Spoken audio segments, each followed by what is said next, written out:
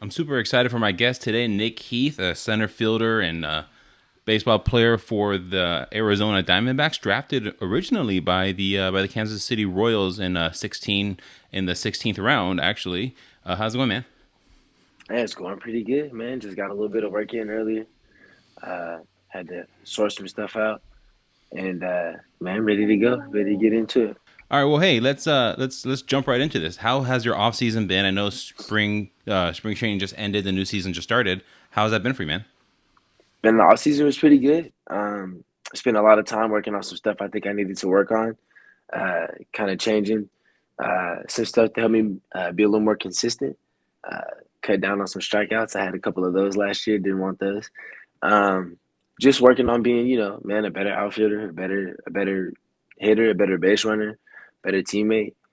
Just working on anything I can do to, first of all, get myself back to the big leagues. But for the most part, man, just bring something valuable to this team.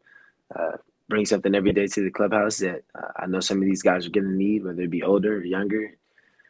I try to put myself in a little bit of a leadership role, a little bit of a role to, help kind of push this team towards what we want to do, and that's win a championship. All right, so let's talk about this. You just talked about how your season is just starting. You want to get back to the majors, and we'll talk about that in a bit here. But talk to me about how you got in with Durham Emu, because I see you're on their documentary. I see the videos that you're posting up. Obviously, they're sponsoring this podcast. I'm happy with what they're doing, supporting minor leaguers using cryptocurrency to do so. How did that connection all come about?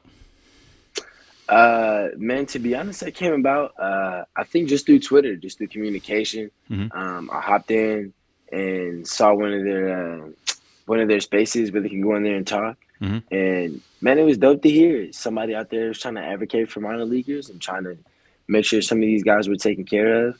They kind of hopped on the they kind of hopped on the forefront of that and said, we want to give guys an opportunity to make a little more money.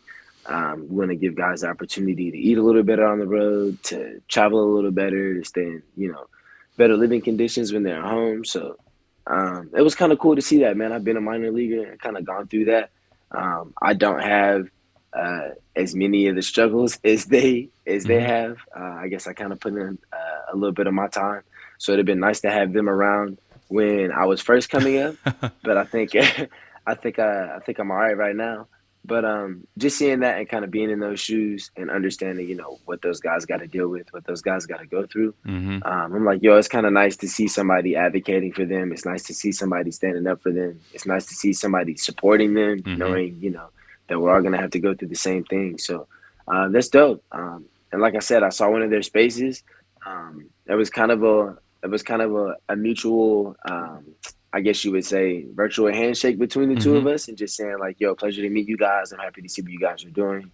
Thank you so much for, holding it down for guys who were going through the same thing that I Mm-hmm. went through."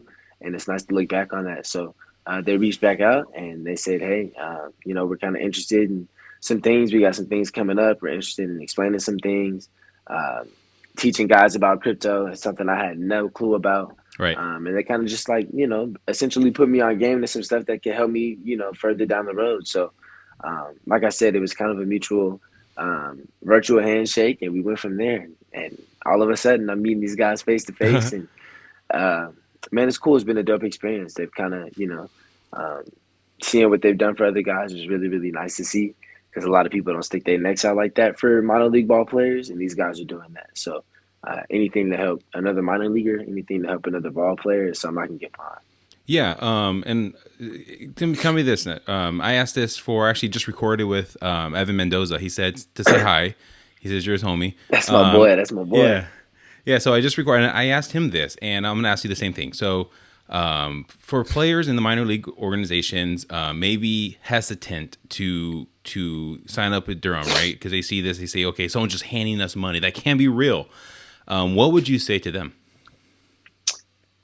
Man, essentially, I would say you just gotta trust it. It's kind of just a moment of being like, hey, um, at some point, it's cool to ask for help, man. Mm-hmm. I got some of my teammates who are here in AAA going, dang. Well, before this year in housing, I got some of my teammates even here in AAA going, dang.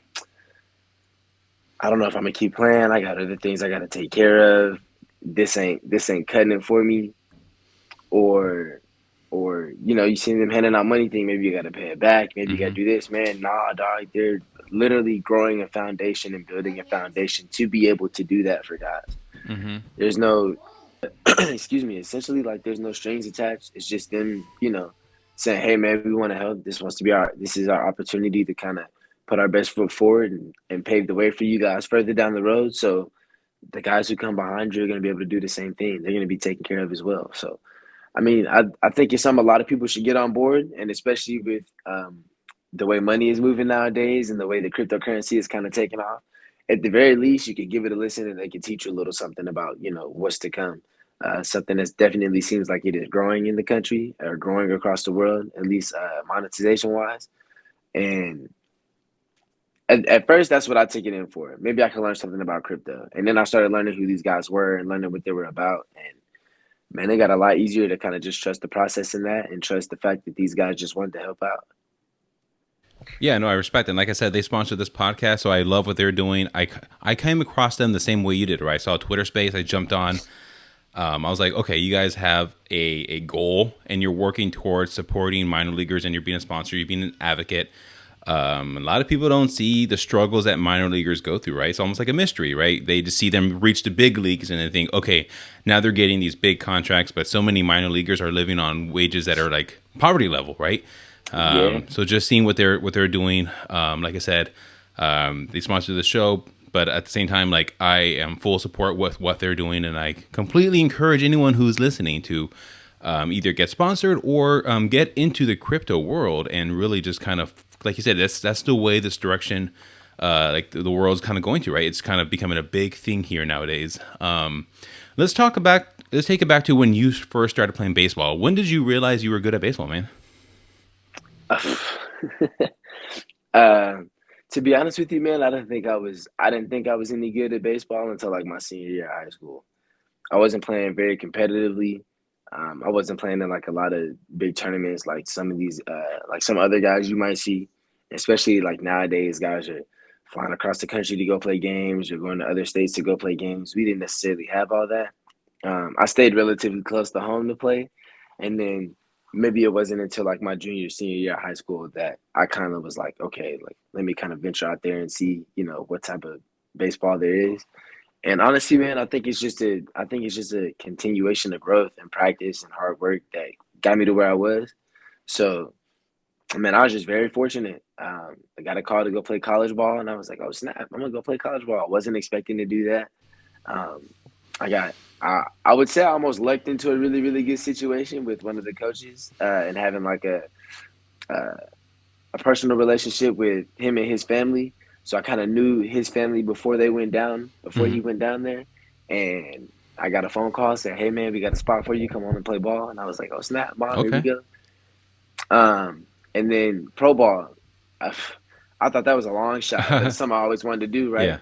And then, man, I got the call to go play professional baseball. Yeah. And eventually, I started getting calls saying, "Hey, man, you're going here, you're going here, you're going Yep. here." Yep. Now that I look back at it, I'm like, "Dog, Yeah. that was first of all, that was a long road. Secondly, how the hell did I get here?" Mm-hmm. So, man, it's been cool. I guess I wouldn't say I didn't think I was really good, or I didn't think I was good enough at baseball until I said I probably got the pro ball.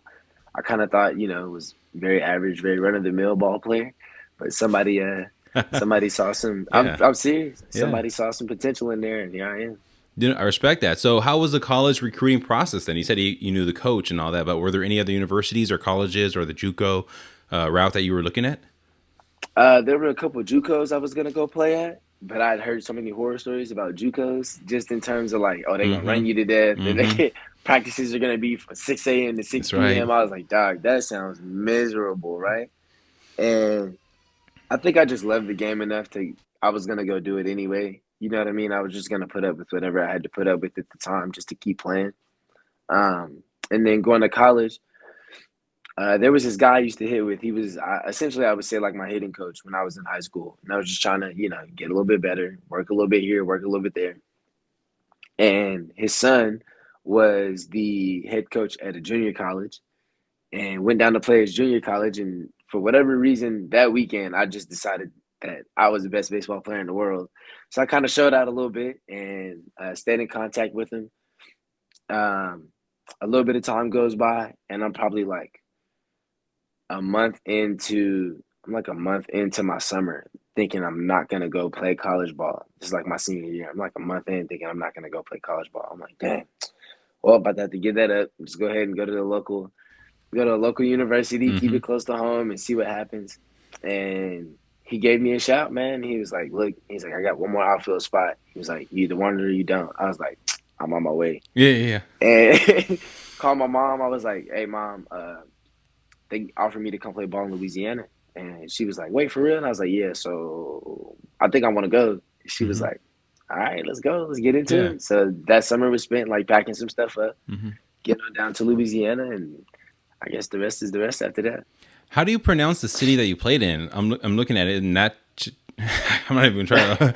Bro, I'm gonna butcher. I can't even try to A pronounce lot of it. people are gonna say Natchitoches, but it's Natchitoches. Natchitoches. Okay, so you played in SU. How was your college team? You guys have a good. You guys had a couple good guys getting drafted. David Fry, I think he was drafted by the Brewers. Traded eventually to the Guardians and whatnot. But how good was your team? My freshman year, not so good. My freshman year, we was not very good. I don't know what it was. Yeah. We had a lot of good players. We had a lot of good players. We just did not. We just couldn't put it together as a Mm-hmm. team. Then my coach, Lane Burrows, is at Louisiana Tech right now. Absolutely amazing coach. You should see what that man is doing down there in that program. It is unbelievable to watch. He came to our school. We had a down year. That next year, kind of switched some things around. Had some new players. Had some knew everything. It Mm-hmm. was just knew everything, and he turned that program around so fast. It just you can see the way that he wanted it as a coach, how Mm-hmm. determined and how driven he was, and I think he really, really instilled that in a lot of players. And it was easy to get behind him as a Sure. head coach. It was easy to look at him and go, "This man about to run through a brick wall." So Yeah. if he going, I'm going. You know what I mean? It Yeah. was just the way that he coached that team the couple years that I was there. Like I said, we were kind of a tough case my freshman year, but from that point on, man, we were 35 wins a season, the biggest turnaround in program history. All of a sudden, we're making the conference tournament. We had a couple years in a row where we were one or two wins away from being in a regional, and now you're watching him at Louisiana Tech, and he's got these guys in regionals. He's got these guys Mm-hmm. beating top 5 teams in the country. My man, Coach Burrows did it. Coach Burrows Yeah. is doing it, and it's really awesome to watch. From a player standpoint, Mm-hmm. his growth as a coach, as well as I'm sure it was awesome for him to watch as a coach, our growth as players. But we were we weren't so good, and then we were really good. Yeah. So it was nice to be on board with that, and it was nice to kind of have somebody to push us to have that work ethic. And along with my teammates, man, I know we got some guys that are drafted and they're playing pro ball now. Adam Aller is about to make his debut this season. Mm-hmm. Mm-hmm. He just got called up with the A's, and man, that's so exciting to see. To look back and kind of watch him as a freshman, and then watch him as a sophomore, and then you watch him as a junior. You're like, darn, this kid kind of good. And Mm-hmm. then to see his road as a minor leaguer, where he was about to be done playing ball for good, and now somebody thinks he's good enough to go out there and play in at the big league level. That's awesome to see, man, because we knew he had it in him. Mm-hmm. But Quanson Atkins is with the Giants. David Fry was with the Brewers, and now he's over with the Guardians. Mm-hmm. And now you kind of watching that culture of what Coach Burrows instilled in us. Now you're watching a lot of guys that Coach Burrows had all of a sudden like, hey, man, they're kind of taking off a little bit. So you're kind of seeing like a little trend upward with our school. And now Coach Barbier is leading it down there in Northwestern. And he was an assistant coach when I was there as well towards the end of my stay there. And now you're seeing him bring in some really, really good talent. You know what I mean? So Mm-hmm. I think that program it's exciting as an alumni to watch that Mm-hmm. program turn around, but it was also exciting to be part of that turnaround that they had. So, man, I'm grateful. I'm so Yeah. grateful for going to that school. I'm grateful for the people I got to meet. I'm Yep. grateful for the opportunities that I got that I didn't think I was gonna get. So, I got nothing but high praise from Northwestern State for turning me into the person that I am today. That's awesome. Who was your guys' like biggest rival when you played there? Southeastern. Okay. At least when I was there, it was Southeastern. I don't know if this changed. I Yeah. don't know if they hate anybody or Sam Houston, one of the two. But that's because Sam Houston used to kick everybody. Yeah. But but Southeastern, I don't know what it was about them boys. And I never even like. As soon as I stepped on campus, everybody was like, "We hate Southeastern." I was like, "We hate them," Yeah. and Yeah. that Yeah. was You're like, it. all That was right. just that was the end of it. So every time something was Southeastern related, and one of my teammates now went to Southeastern. He pitched there. So now every time I see him, I'm like, hey man, y'all suck. Yeah. Like just for no reason. I had no animosity towards any of them. I actually got a couple friends that played there. So it was just kind of funny stepping on campus and me being like, yeah, these are the guys we hate. That's them right there. All right, say no more. Yeah. Like Yeah. I feel we that. hate y'all. Don't talk to me. Don't look at me. None of that. Otherwise, I'm mad. Yeah. But No, that's cool. yeah, man, that was a little bit of my experience with them. Was there ever any brawls between benches clearing between any of y'all? Like, did it ever get kind of testy? Not between Southeastern, Uh but huh. I have a funny story. Nicky Lopez Oh yeah. is with Kansas Yep. City, and he played at Creighton. And our benches cleared against Creighton because Nicky pushed one of our outfielders as he was like Nicky kind of put like I don't know if Nicky gonna tell you he did it, but he kind of put like a little knee into one of our Yeah. guys as he was getting up and knocked him back down, and we were coming off the bench, and then lo and behold, a year later, me and him are teammates, and Mm-hmm. I didn't realize he was the guy who did it until we ended up getting to like double A. And I'm like, yo, you were the one who was knocking over my teammate? And he was like, yeah, man, that's my bad. And I'm like, man, we hated y'all so much for that. And he was like, yeah, we hated y'all too. So it's kind of funny Yeah. seeing like playing against some guys Mm-hmm. and then like going head to head with them and all, and now all of a sudden you guys are putting on the same Mm-hmm. uniform. So man, that's just baseball. It's small, but you learn to love everybody who's playing it anyway. Yeah, that's awesome. So you ended up getting drafted by the Royals. Heading into like the draft day, did you expect to get drafted by the Royals? Like, or were there any other teams kind of interested in you? How was that whole experience and like how did that go down? I got a couple phone calls. I think I got like two other phone calls from other teams, and man, the experience was hectic. You know Mm-hmm. what I mean? Because you don't know if they are, if you don't know if they're going to, or you don't know if they're not. And one of my buddies who was drafted before me was like, "Man, don't stick around and look at that computer and wait." He was like, "Go do something else. Don't Mm-hmm. watch that." So sure enough, I like went down the road to my homie's house, and we was just, you know what I mean? Mm-hmm. Whatever, dog. We just kicking it, watching a little TV. Went outside, throw the football around. Went down the street, grabbed some ice cream. Like we just doing anything to keep my Mm-hmm. mind off of it. And I get a phone call, and somebody from the Royals is like, "Hey man, uh, you busy right now?" I'm like, nah, what's going on? He was like, "You around your family? What you doing? What you got going on?" I was like, "Nah, I'm down the road at my homie's house." He was like, "You should probably go home." I was like, "All right." I told my friend Bob, I was like, "Hey man, I'll take you to the house. I'll call you back in a little bit." And I get to the house and talk to him again. He goes, "We're gonna take you this next round." He goes, "You ready to play pro ball?" And I'm like, "Man, stop playing with me. Yeah. Like, is this really about to happen?" And he was like, "All right, pay attention." And he goes, "We're gonna take you this next round." He goes, "Be around your folks." And he said, I'll call you back in a minute." Hung up the phone. And about 30 seconds before they called my name, my phone rang. And he was like, "Here you go, man. Congratulations." And I'm looking back like, what's going on? I looked up and sure enough, my name popped up on the screen. I'm like, ain't no way. So it was Yeah. pretty cool. I just celebrated it with my family, my mom, my stepdad, my sister. We kept it small. Mm-hmm. But man, that was cool. That was a cool experience. Yeah. I know my mom was excited. I got to watch her kind of live through that moment, all the hard work and the stuff that she sacrificed for Mm-hmm. me to be able to continue to play. My sister for all the traveling I know she had to do, she probably didn't want to do. My stepdad, he came on and he held it down for us too. Mm-hmm. So um, I know, man, there was probably a lot of people that were really, really proud in that moment for all the work that they helped me accomplish and all the time and stuff that they sacrificed for me to get there. So that was a pretty cool experience. I got to say my thank yous to a lot of people, and I Mm-hmm. got to, I don't know, man, I got to live a dream. Yeah. So I wasn't complaining too much. That day was pretty cool. Yeah, and you grew up not too far from where the actual Royals where they played their stadium at, right? Because I mean, you grew up in Kansas. Yeah, I mean, they're obviously right. I lived in Junction City for I don't know how long I lived in Junction City. I lived in Junction City for a little while after I moved from Georgia. But yeah, it was only 2 hours. It was only Mm-hmm. 2 hours to Kaufman, so that was kind of cool for some of the hometown fans. I wasn't necessarily expecting that. I didn't know where it was going to be or who it was going to be to. Yeah. I was just hoping it happened. Period. So Hmm. I'm pretty thankful for that. Did you grow up a Royals fan or no? No, No. I love them. Don't get me wrong. I Yeah, love the yeah. people over there. Those my boys. That's my family. I'm always be indebted to them. They're always gonna hold a place in my heart. But I for sure grew up a Braves fan. Okay. Yeah.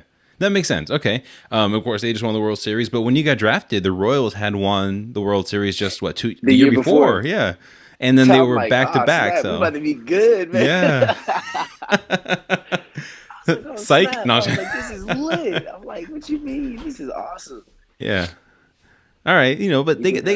they got some incredible talent though. Like coming up, like they got some really good players on Oh my there. goodness. Oh my goodness. Being able to like play next to some of those guys and Mm-hmm. watch those guys work. Prado, Melendez, Mm-hmm. Bobby, I mean, Isbell, Core, Singer, Yeah.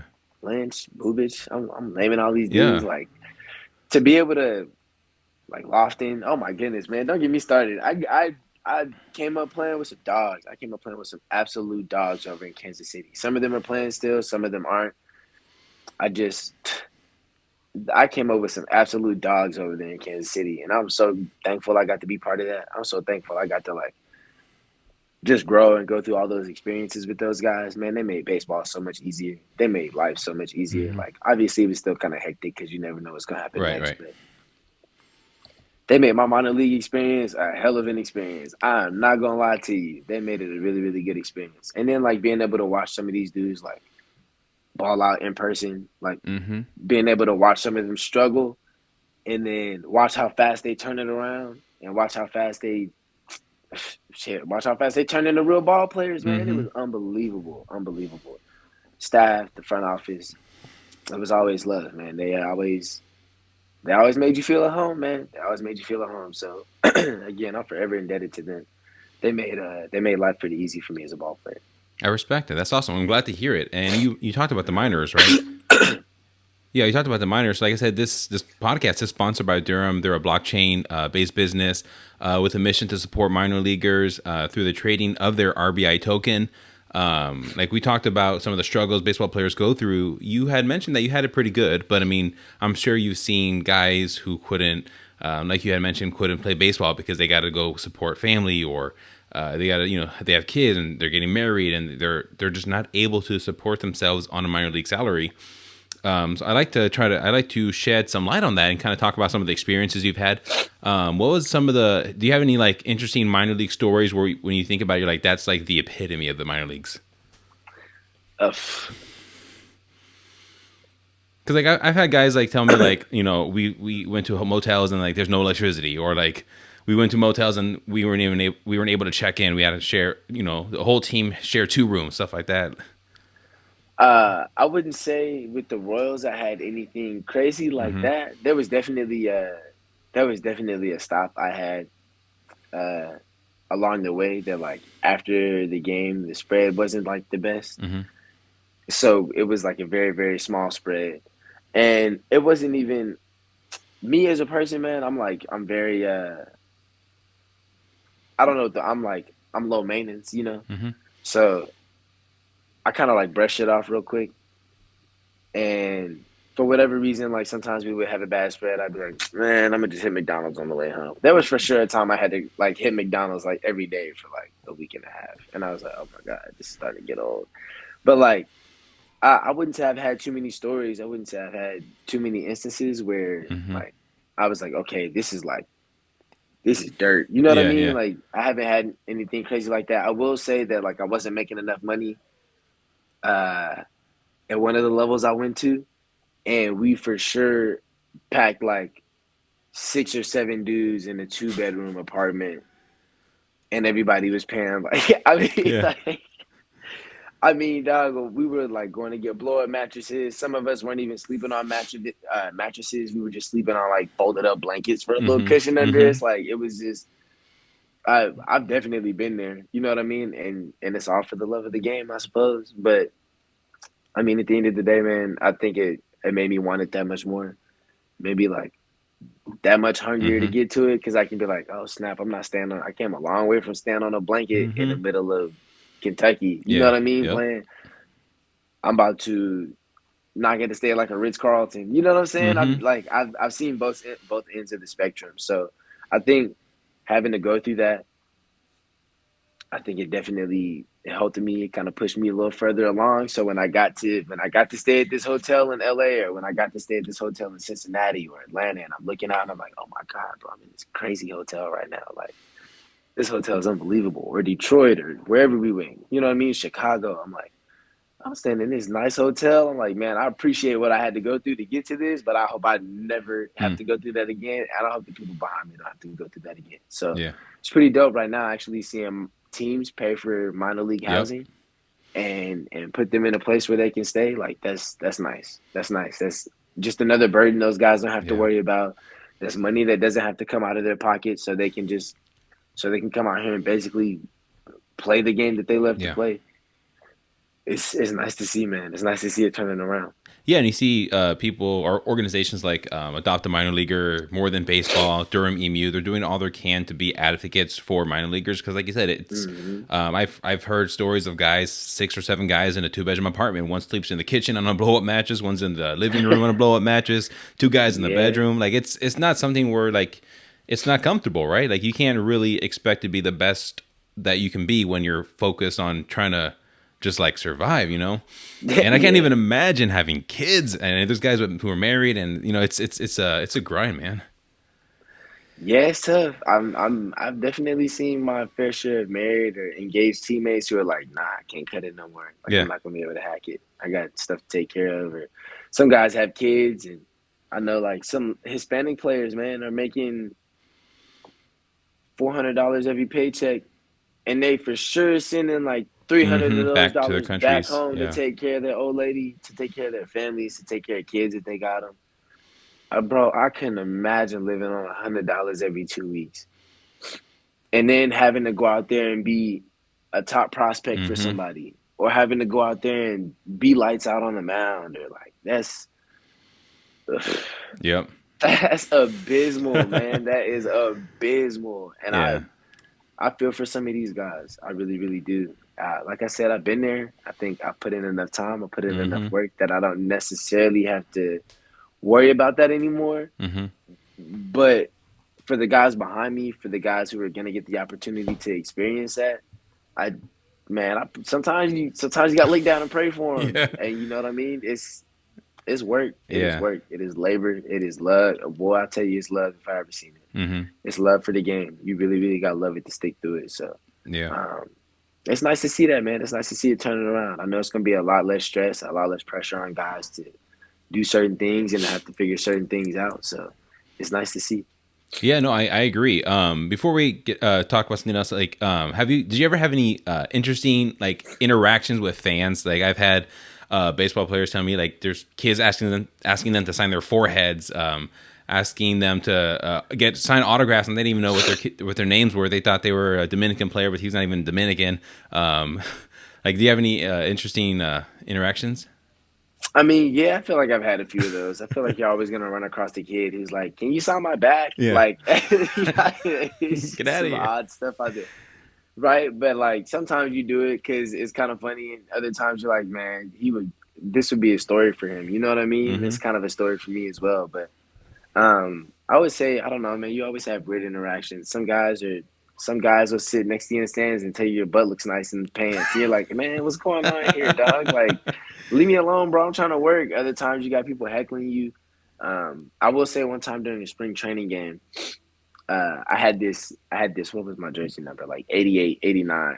I wasn't in camp yet, nothing like that. I hadn't made my debut yet or nothing. I think I might have been in like high A. My jersey number was 88. I had no name on the back. It was just 88. And I'm going down, and this kid asked me to sign his ball. And he turns around, and this other guy tries to get through and say, "Hey, man, can you sign my hat?" And I hear a guy next to him go, "What's his name? What's the name on the back?" And this other guy looks back and goes, "Oh, man, it says 88. Nobody knows this guy." And I'm like, Oh, what a reality check. I'm like, dang, bro, that shit hurts, man. Like, I got a name, fool. I'm not just. I mean, I guess I am just Yeah, 88, but yeah, like, I yeah. got a name, dog. It was. I've been through some. I've been through some stuff. I've also had guys walk up and like, "Hey, can you sign this?" And you'd be like, "All right, cool." And you get ready to sign it, and they go, "What's your name?" And I'll be like, "All right, man, take your ball and your pen back. Like, Yeah.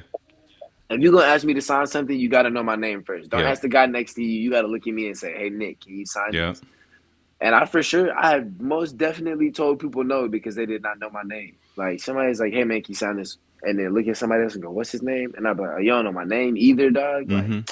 take this, take this. Like, if you're gonna build up the courage to go up to ask somebody to do you a favor, I feel like at the very least you should know their name. You know what I Mm-hmm. mean? Even if you can't see the name on the back, and I'm willing to bet, I'm telling you right now, that's why I've seen a lot of guys wear like hoodies or something over their jerseys before practice or during practice. It's because I mean, like sometimes you gotta be a little courteous, man. You can't just walk up and be like, "Oh, hey, Heath, can you sign this?" You'd be like, "All right, yeah, I will," because you got my name right. But other times you walk up and guys are like, "Who are you? Can you sign this, by the way?" Like, nah, I'm not doing that. Mm-hmm. So, quick tip for fans: if you're gonna go Yeah. ask for an autograph, you're gonna ask for a signature for somebody, make sure you know their name first, and Yep. don't have to ask. That's I feel like that's a little disrespectful to the ball player. Yeah, no, for sure. Anderson Miller, your guy, he told me something similar. He said that he was playing, I think they were playing like Fernando Tatis back in the minors, and some kids were like, "Oh, yeah, are you Dominican too? Like you're Puerto Rican?" Because he said he He looks got like it, that and skin yeah, complexion, he kind of yeah. does. I asked him, I thought, "Are you Puerto Rican?" Because I'm Puerto Rican, so I asked him. He's like, "Nah," but the kids asking him, and whoever was asking him for the autograph didn't know who he was. They just thought he was one of those Dominican players or like another Fernando Tatis, and he's like, "You don't even know my name? Like, get out of here!" Like, what? Yeah, come on, man. Take it to the house, bro. Yeah, Get a roster or something. I don't know, but this ain't it. yeah. So that's fair enough. That's funny. So let's talk about the major league because obviously you made your major league debut, and that's incredible, right? How was that experience, and how did they tell you were going to be getting to the big play for the major team? All right. So first of all, that experience, even though we didn't have no fans, I made it during that COVID year. I made it during 2020. 2020. Yep. Even though we didn't have no fans, it was just the fact that like I was about to be out there on the field with our big league team. You know what I'm Mm-hmm. saying? Mm-hmm. I was just like, bro, my heart was racing. And they kind of told me, they were like, look, man, when you start, when you come up here, probably just gonna be running bases, probably just gonna be playing late game defense, and like get you into a little role. And that's cool, man. I play my role. I'm a role player. You know Mm-hmm. what I mean? Like I ain't tripping. I don't need to go out there day one and be wheeled out to center field every day. I Mm-hmm. totally get it. I understand. You got to go through your little trials and tribulations Right. to Right. get what you want. But they told me that, and let me see, where are we playing? Detroit. We're in Detroit, and I made my debut in Detroit. Okay. And sure enough, I'm like, Skip walks over and says, "Hey man, if I think it was for Soler, he goes, if Soler gets on here, you're running." And I was like, "Oh snap, for real?" Yeah. Or if Gordo gets on here, you're running. I'm like, "Oh my god, Yeah. wait, what?" So I'm sitting down at the end of the dugout, like not pacing necessarily, but Mm-hmm. I'm kind of like bouncing on my toes, like in my head, I'm warming up, but I'm really just anxious as hell. And I'm like, "Oh my goodness, what's about to happen? What's about to happen?" Sure enough, he gets on. And I look over at the other end of the dugout, and they're looking at me, and they just give me a little head nod, and I was like, "Well, here I go." And Yep. as soon as I got on the field and touched the bag, I was like, "Oh my god, bro!" Like there was nobody in there, Yeah. nobody in there, bro. But I'm looking around at this empty stadium, but these lights are on, and Mm-hmm. it's literally just both teams. I'm like, The "Oh cardboard boxes. snap!" I'm like, "This is crazy." So I can only imagine like having fans here, but looking around like this is nuts. Got to do the same thing in Chicago. I'm standing next to Rizzo at first base. I'm like, "Hey man, how you doing?" I don't know if you can read my lips, but if you see the video, my mom has this video, and if you see the video, you can see Rizzo ask me how I'm doing, and I'm like, mind blown. Yeah. And me and him kind of like laugh for a quick second, and he's like, "Man, welcome to it." He's like, "Congratulations," and that was the same thing all the way around the bases. Javi, same thing. Chris Bryant, same thing. They're like, "Hey man, this your first one? Like, this your first time being here?" And I'm like, "Yeah." And they were like, "That's sick. Congratulations." When I got my first hit, it was playing against the Cubs Who's and pitching? hit a double. I don't know. You don't know who got your first hit off?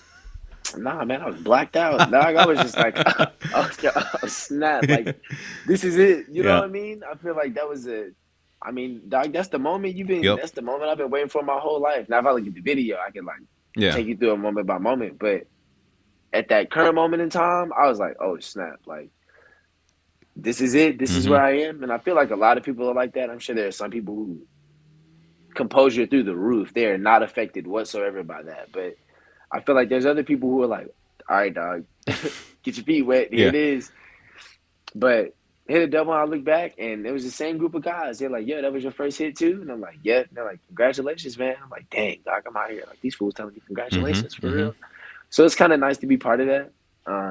And I don't know, man. Going from there, it was just trying to find my little niche, trying to fit in where I get in, and obviously just be a good ball player and try to help a team win, try to go out there and be successful just like everybody else. How did the conversation go with your mom? Like, what was that conversation like? Letting her know that you're about to finally, make your major league debut, and all the effort that I'm sure she put in, watching you grow up and taking you to practices and all that, is finally coming to fruition. Well, when they called me, it probably like 10:30 that night. I'm sitting in Kansas City at our alternate site, and the team is in Detroit. And I'm playing Call of Duty with the homies. Like I'm just Mm-hmm. playing a game with the boys. I got my mic down, and I get this phone call from who basically our minor league director, and I'm like, hello? Like, it's a little Yeah. late to be getting this phone call. Like, hey, man, how you doing? He was like, Nick, I'm good. And mind you, in the back of my head, I'm like, damn, bro, they probably going to tell me I'm going home. Like, why he calling me this late? And he goes, hey, man, you busy? And I was like, no. So I put him on speaker, not realizing that my mic is still down. So all my friends can hear this, too. I got like Okay. 4 or 5 friends that are on the mic right now listening. And he was like, hey, man, I don't want to take up too much of your time. I just wanted to call and say that the team needs a little bit of help in Detroit. And they figured that you'd be the right person to come up there and help them. I was like, okay, what you mean? He was like, congratulations, man. You're a big leaguer. You going to Detroit to help the team tomorrow. I'm like, wait, what? For real? I'm like, stop playing with me. And he was like, nah, I'm not. So I had my moment. I kind of cried on the phone right there. And he was just, I've been through a lot with him too. He's been there since I got drafted. So like getting the opportunity to know him and and kind of grow a better relationship with some of Yeah. those guys in our front office in Kansas City. It was pretty cool, man. I got to those guys, gave me the opportunity, and now here they are giving me the biggest opportunity Mm-hmm. of all, and that was pretty cool, man. So I talked to him on the phone for about 10 minutes, and he kind of gave me some encouraging words and kind of pat me on the back a little bit, saying, "Hey, man, like you deserved it, you earned it, you've been through a lot of stuff." Um, and here it is, man. Like, go make the most of it. So I was like, I gotta call my mom, and he Mm-hmm. was like, yeah, I figured you would have to do that. So Yeah. I called my mom, and she was asleep at the time. I was like, yo, mom. I was like, I don't know what time it would have been. It probably would have been like 1 a.m. for them. So my mom was knocked out, and I called her. I was like, mom, you awake? And she goes, yeah, Nick, what's going on? I'm like, I just want you to know I'm making my debut tomorrow. Or like I'm getting called up Mm-hmm. tomorrow. I'm about to go join the team in Detroit. I was like, you can go back to sleep, but call me in the morning. And she was like, okay, I'll call you in the morning. And she hung up the phone, right? And then the next morning she called me before I'm up. I'm up at like 6 o'clock. I'm couldn't sleep, couldn't do Yep. none of that. Up at like 6 o'clock. I get this call. It's probably 6:05, and my mom was like, Dad! Yeah. My mom on the phone screaming. So I'm like, all right. I knew at some point it was gonna register with her, Mm-hmm. but I know how my mom is. When she sleep, don't mess with her. So uh, and that was pretty cool. I got to explain that to my mom and my sister and my whole family. And obviously, some of that you're not supposed to say just yet. So I was like, yeah, I got to keep this on the down low Mm-hmm. until it Mm-hmm. actually happens. But I was like, this is what's going on. And my mom was like, all right, cool. So we're gonna see. We gonna try to be there. And obviously they weren't allowed to be with everything that was going on with COVID, but it was still cool, man. It was still cool to come back to my phone at the end of the game after I made my debut. My mom's taking pictures of the TV, and my mom's leaving voice notes and voicemails, and I'm That's getting awesome. calls from all my friends and stuff like that. It was a pretty cool experience. Yeah, that's incredible. Was there any like, I know the 2020 is COVID and all that's kind of weird, but like, were there any like things you had to do as a rookie coming up there with like some of the older guys, like making you like, I know some teams will make you do like, and I guess they kind of gotten rid of like rookie like hazing to a certain extent, but was there anything you had to do since you were like the new kid up there? Nah, they didn't. Nah, they didn't make us do anything. They didn't make us do anything. I mean, we had to wear these little blow up suits on a plane one Okay. time, but like it was what it was. Yeah. We looked like big old gumballs with like mascot in front What of kind it, of blow up suit was which it? was kind of. I couldn't even tell you, dog. Some were green, some were like lime green, and some were like neon orange, and they just had like little feet. And some of ours were busted, so we were just sitting in this little hot plastic suit, dog, man. But other ones were like blowing up, so it was funny. It was cool to kind of. I went through that with a few guys, um, but it wasn't. I mean, it wasn't bad. We had to wear them on the plane. We took a big old group picture. It was kind of funny, and no, they didn't make us do anything. They didn't make us do anything that I can remember. Yeah, they didn't make us do nothing but wear those suits. So I think I was a little more mad about being in the suit. The Yeah. fan was dysfunctional, so I was mad. I was hot. Yeah. And like you breathe in it, kind of fog up a Uh-huh. little bit. You're like, dang, dog, I'm on this plane. I'm stuck in this suit. I'm hot. I'm sweating. But other than that, man, it was cool, dog. I was just happy to be there. I didn't care what I had to do. I was Yeah. like, shoot, all right, I'll pick up these balls. I'll take the bucket back. Like it's not. Mhm. It is no big deal. Yeah. No, I bet I because was just you're happy to you're be out you're a there. major leaguer. You're finally got into that area, that point of your life Yeah. and stuff. Definitely. I was not worried in the slightest. I was like, I'm just happy to be here, y'all. What's up? How was it playing with guys like Salvador Perez, Whit Merrifield, some guys who are absolutely just like legends right now in the game, and like some of the best of the best. It was so cool to watch him work. You know what I mean?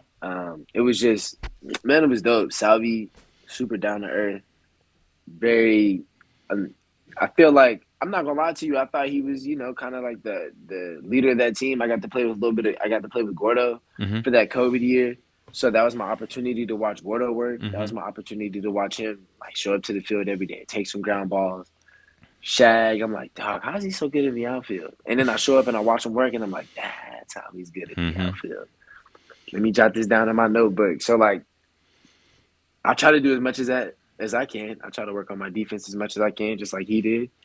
I hope one day I'm looking back and I got a couple gold gloves sitting on a Mm-hmm. nightstand somewhere, sitting on a table, I don't know, sitting on something to show. But I got to watch him work. I watched, like I watched Soler, watch Witt. I'm watching all these guys. I'm watching Salvi, and I'm like, man, these guys got like a work ethic Mm-hmm. that is almost unmatched. You know what I Mm-hmm. mean? I'm like looking at these guys, wondering like how they get here and how they do it, and they just do it, Yeah. man. They just go out there and do it, and I'm like, man, like, all right. So now I understand the type of work that it takes. Now I Mm-hmm. understand the type of like drive and the type of passion it takes. So I take that with me every day, and I hope one day somebody looks at me and goes, all right, I want to work as hard as this guy works. Sure. I want to get after it like he gets after it. I want to put in the same type of work that he puts in, and hopefully, man, it kind of runs down on somebody else because Mm-hmm. what they did rubbed off on me, Yeah. and my path might be a little bit different than theirs is, or different than theirs is gonna be. But I feel like at the end of the day, it was my opportunity to like look there and say, all right, this man right here is.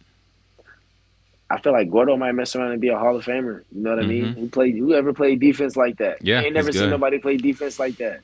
You know what I mean? And just watching him just be great, and then watching Salvi go out there and just absolutely Mm-hmm.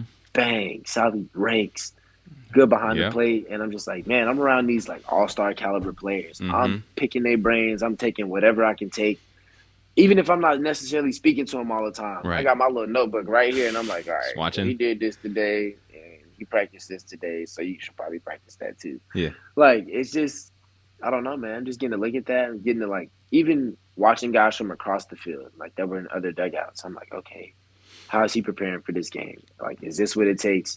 I know some dudes can go out there and roll out of bed and just put up numbers. I, Mm-hmm. I don't know how some people do it, but they just do it. But then I'm also looking at like the aspect of guys who are like, all right, I'm here. I got to fight to stay here. I Mm-hmm. got to fight to continue to be here. And I'm like, all right, cool. Like, I'm paying attention. I'm Yeah. taking notes. I'm watching what I'm supposed to watch. So that's pretty dope. Did any of them take you? Because obviously you were a rookie there. Did anyone take you like under their wing, kind of show you the ropes of being a major leaguer? I wouldn't say necessarily like take me under their wing, Mm-hmm. but I will say like as soon as I got there, Gordo, there was a moment I had, and I was like, all right, I'm gonna throw this 120 feet, 150 feet, and I'm gonna just like get my arm loose, yada Mm-hmm. yada yada. Well, I'm probably like 120 feet in, and I'm working my way back in, and Gordo walks by me and goes, "Hey, we're gonna long toss." And I was like, "Huh?" He was like, "We getting ready to long toss." I'm like, "All right, cool." Like, I'm like, "Damn." All right, let me get the arm loose again. You know what I mean? Yep. And Gordo get out the 120, laser beam right in my chest. Get out the 150, laser beam right in my chest. And I'm like, oh, you gonna hit me in my chest? I'm gonna hit you in yours. So I'm like throwing throwing it right back to him. And it's kind of cool because I'm having like he probably doesn't know this, but in my head I'm having a competition with him. Mm-hmm. I'm like, let me see how many times I can hit you in the chest if you're gonna hit me in the chest Yeah. like this. And then eventually he's like at the warning track. I'm on the line, my man's at the warning track in the gap. And he is just like, Easy. I'm like, damn, look at that. Boom, catch it. And I'm like, dang, that was right on the money. Yep. I'm like, let me go ahead and get it out there. And I'm like, okay, cool. I put that one on the money. And you just kind of just going back and forth. And eventually my arms start getting a little tired. Mm-hmm. And then he comes back in. My arm's about to fall off. We've been long tossing for a hot second. And he comes back in and goes, how you feel? And I'm like, I ain't gonna lie, man. My arm kind of tired. And he kind of laughs a little bit. And he goes, got to get it right. Got to train it. He's like, so we'll just long toss every day. Or we'll long toss X amount of days or whenever. And I'm like, all right, cool. So whenever he was going out there to throw, it was probably like a week or so, maybe a week and a half. I got to do that with him. But anytime he was going out there to throw, he's like, we're long tossing. I'd be like, well, here it is. Let me get the thing loose again. And it was just another competition. So that's just, I don't know, man. That's just like one of those little small things I got to experience. And I'm like, okay, well, this makes sense. Wow, when he throws, he can put it wherever he wants Mm-hmm. to. Like, this probably explains why he leads the outfield in a sense. He can hit his cutoff man in the chest and let his cutoff man do the work from there. Mm-hmm. So, like, little stuff like that is something I take pride in now, too, that maybe I didn't prior to. I always just assume, like, let me throw this as hard as I can. My cutoff man will get there, yada, yada, yada. But now I'm seeing, like, okay, I got to hit my cutoff man in the chest. So now that's something we work on every day. Like, throwing the second, like, when I'm in the outfield during BP, let me work on throwing the second base. Let me work on one hop in third base. You know what I mean? So it's just like little stuff that I take with me. So come game time, like it's at this point now it's just second nature. Mm-hmm. And I kind of learned some of that from him. I kind of learned the way that they work. Like Rusty Coots, Rusty, that man is that. I feel like he should just. Hey, they need a plaque up in him already. He did so much, man. He did so much for me, just in terms of my game and just helping me. And even when he wasn't in town, shooting me a text message going, that was a hell of a player. Like Mm-hmm. it's unbelievable, man. So getting to work next to some of those guys and pick their brains and see how they operate, I think it made me who I am today. That's awesome. That's electric. Just being able to have that experience, right? Like you're doing long toss with like one of the best like outfielders in the last 10, 15 years to play the game, right? Yeah. So It's unbelievable. yeah. Yeah, and obviously like baseball is a game of, if you're playing well, you play well, but you get DFA'd by the Royals and that's nothing on you, right? Like you doing the best you can. That's on them, you're going to be the one that got away. They're going to look back 10 years now, they're going to be like, "Man, we should have kept that guy," right? I'm working for that one. But then you go to play for the Diamondbacks, right? And that's incredible because they got guys like Stephen Vogt, who's like one of my favorite players to ever watch the game. I grew up in Oakland watching him play here. Saw him have a big hit in the postseason against Verlander. Just one of the funny guy too, like just humor, like incredible. Like how was it like making that adjustment, switching teams, and then playing with guys who are like incredible, like Stephen Vogt? Man, I'm not gonna say they made some of those guys made the transition easy. I would definitely say when I showed up, I was like, all right, like first, I mean, dog, it's like first day of school all Yeah. over again. I'm like, pull up to the field with my backpack. I'm like, oh snap, like what's going on? Where's my locker? Who are you? Who is this Mm-hmm. guy? So, I was definitely butchering names first. I was that was a really really quick turnaround. I got DFA'd, and then like 2 days later, they called me at probably like 9:30 that night, 10 o'clock, and they were like, "Hey, we just traded you to the Diamondbacks," and I was like, "Okay, like now what?" Mm-hmm. Mm-hmm. They were like, "You're a Diamondback." And like, well, man, it's been a pleasure, and I kind of said my goodbyes to some of my teammates, said my goodbyes to some of the staff that was over there, and then I get a call like 30 minutes later, 45 minutes later from the Diamondbacks, and they're like, "Hey man, your flight's tomorrow morning at 6. You're gonna meet the team in DC." I'm Oh, like, "What? My yeah. flight's at 6 a.m. the next morning." They had a day game. I'm like, "Oh my goodness, bro!" So I got to pack up my whole hotel room, catch like an hour of sleep, catch an Uber to the airport in Northwest Arkansas, and then fly to DC. So that was quite the experience. But getting over there, like I think I might have known like 3 or 4 guys already, just either playing with them or playing against them.